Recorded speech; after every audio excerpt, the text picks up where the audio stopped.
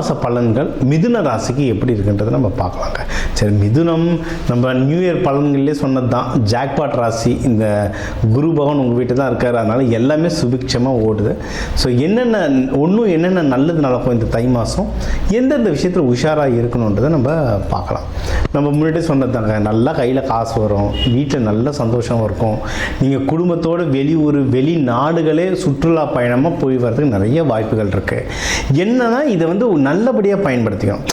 நானும் ஏதோ ஒரு சுற்றுலா போனேன்ட்டு போய் நல்ல மெமரியாக இருந்தாலும் கோவில் ஸ்தலங்களாக போகும்போது ஒன்றும் சூப்பர். அதுவும் இப்போ குற்றாலம் போனீங்கன்னா குற்றாலநாதர் கோவில் இருக்குது, அங்கே வந்து நவ கைலாயம் இருக்குது, நவ திருப்பதி இருக்குது.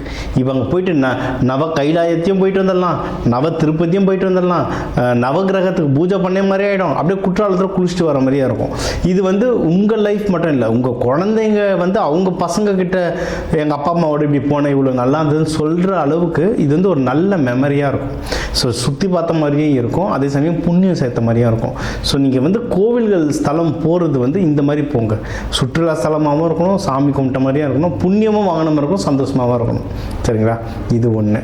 இதே மாதிரி உங்களுக்கு வந்து ஏதாவது இந்த ஸ்கின் அலர்ஜியோ ரெஸ்பிரேட்டரி இஷ்யூ எதனால் இருந்ததுன்னா, ஒத்த தலைவலி, இந்த மாதிரி நிறைய இஷ்யூகள் ஏதாவது இருந்ததுன்னா அது எல்லாமே கம்மியாகிறதுக்கு நிறைய வாய்ப்புகள் இருக்குது. உங்களுக்கு ஏதாவது எதிரிகள் தொல்லை, ஏன்னா மிதுன ராசி வந்து எதிர்க்க வந்து சண்டை போட மாட்டாங்க அவ்வளோ ஈஸியாக, ஏன்னா உங்களுக்கு பேச்சு திறமை ஜாஸ்தி, பேசியே ஜெயிச்சிருவீங்க. அதனால் உங்களுக்கு பின்னாடி இருந்து தான் மறைமுகமாக நிறைய பாலிடிக்ஸ் பண்ணுவாங்க. அந்த மாதிரி பிரச்சனைகள் இருந்தால் அதெல்லாம் குறையிறதுக்கு நிறைய வாய்ப்புகள் இருக்குது. முக்கியமாக கல்யாணத்துக்கு டைம் ரொம்ப சூப்பராக இருக்குங்க. யாருன்னா பொண்ணு வீடு மாப்பிள்ளை வீடெலாம் தேடுறீங்கன்னா இந்த தை மாதம் வந்து கல்யாணம் அமையறதுக்கு ரொம்ப நல்லாயிருக்கு. ஏற்கனவே பூ வச்சாச்சுங்க, நிச்சயதார்த்தம் பண்ணியாச்சுங்கன்னா கல்யாணம் ஃபிக்ஸ் பண்ணுறதுக்கும் இந்த மாதம் ரொம்ப நல்லாயிருக்கு.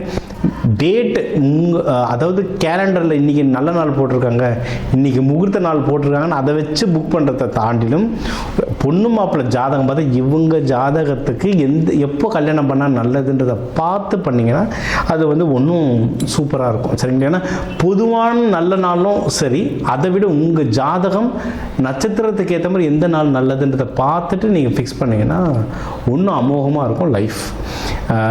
ஸோ உங்களுக்கும் மிதுனத்துக்கு வந்து நிறைய லவ் நிறைய செட் ஆகும். சரிங்களா? ஏன்னா மிதுனம் வந்து கவிதை நல்லா பேசுவாங்க, கவிதை நல்லா சொல்லுவாங்க, இவங்களுக்கு ஆர்ட்ஸில் வந்து ரொம்ப இன்ட்ரெஸ்ட் இருக்கும், இவங்களும் ரொம்ப ரொமான்டிக்கான பர்சனாக இருப்பாங்க. அதனால் லவ் வந்து நல்லபடியாக செட் ஆகும். ஸோ அந்த லவ் ஒன்றும் ஸ்ட்ராங் ஆகும்.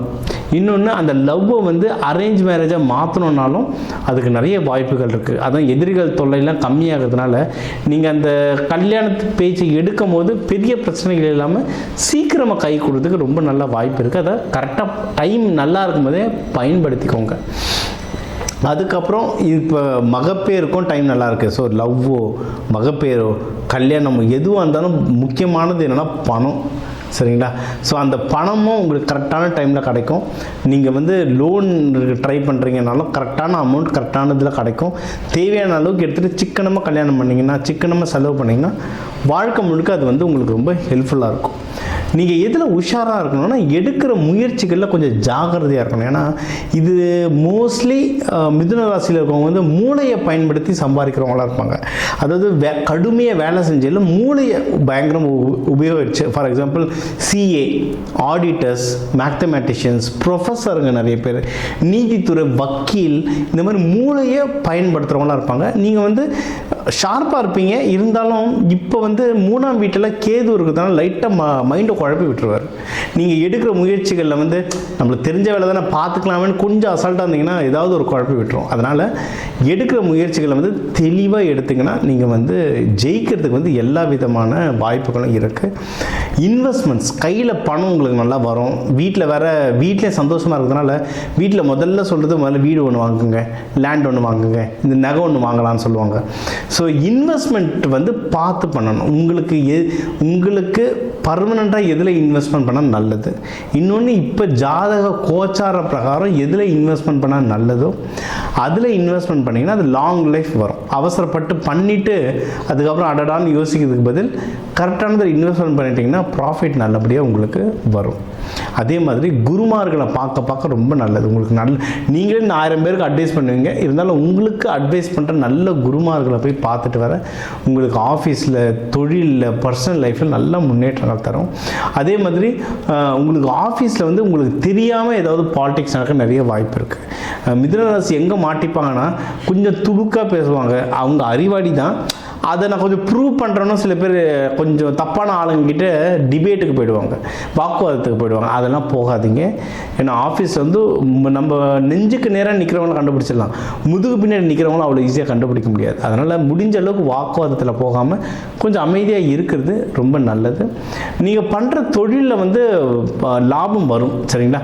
அதே மாதிரி சுப விரயமும் வரும். அதனால் காசு வரும்போது கரெக்டான விஷயத்தை இன்வெஸ்ட்மெண்ட் பண்ணிட்டீங்கன்னா இந்த விரயத்தை வந்து சுப விரயமாக மாற்றிடலாம். நீங்கள் வழிபட வேண்டிய தெய்வம் வந்து பெருமாள், கிருஷ்ணர். திருவாதிரை நட்சத்திரக்காரங்களாக இருந்தால் நடராஜரை வழிபடுறது ரொம்ப நல்லது. பெருமாள் கோவிலுக்கு போகிறீங்கன்னா துளசி கொடுங்க. சிவபெருமான் கோவிலுக்கு போகிறதா இருந்தால் வில்வத்தை கொடுங்க. ஆனால் 2 கோவில்கள்லையும் நீங்கள் வந்து தீப ஆராதனைக்கோ இல்லை சாம்பிராணிக்கோ நீங்கள் சாம்பிராணி வாங்கி தரது ரொம்ப நல்லது. கோவில்களில் இப்போ தை மாதத்துக்குலாம் ஃபுல்லாக பாட்டு கச்சேரின்னு இருக்கும், அந்த லவுட் ஸ்பீக்கர் வாங்கி தரதோ இல்லை அதுக்கான வாடகை பணம் கட்டுறது வந்து உங்களுக்கு ரொம்ப நல்லது.